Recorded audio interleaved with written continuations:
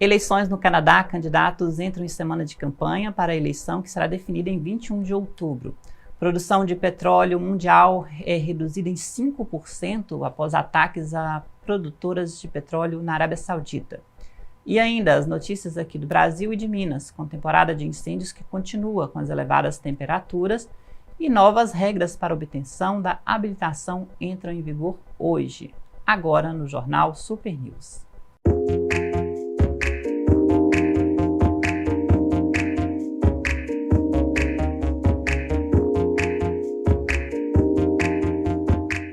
Olá, bem-vindo ao Jornal Super News. Essa segunda-feira, 16 de setembro, e começamos com as notícias internacionais.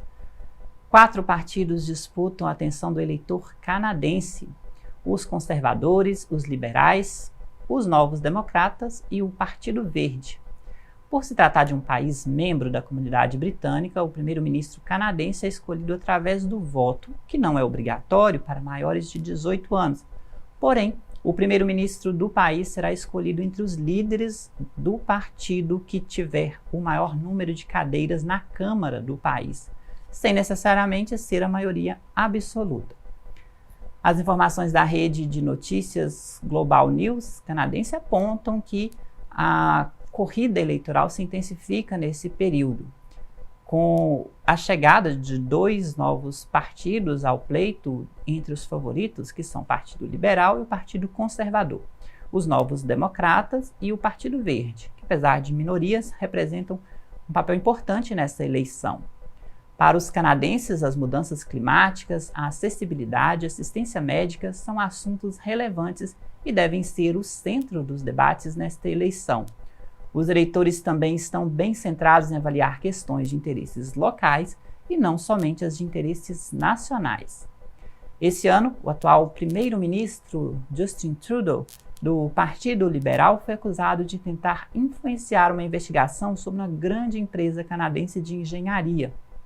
Isso aconteceu durante um julgamento em que a empresa foi acusada de tentar acordos fraudulentos para garantir a hegemonia em contratos para atuação na Líbia. Na concorrência pela reeleição, Justin Trudeau teve de pagar uma multa pela acusação que foi submetido e negou a participação nessa tentativa de desviar a acusação da empresa canadense.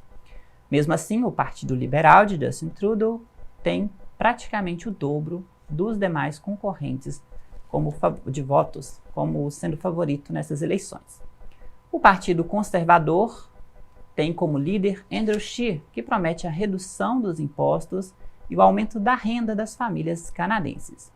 Recentemente, em busca de apoio, ele disse que erros são aceitos desde que a pessoa que os cometeu reconheça e se responsabilizem por eles.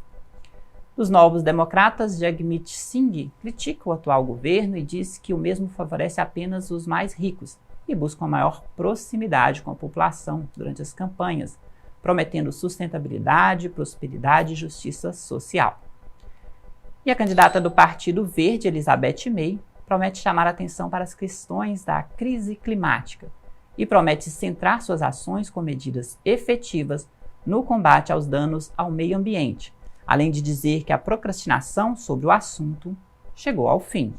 Agora mais um assunto internacional com informações da Agência Brasil e da Agência Portuguesa RTP.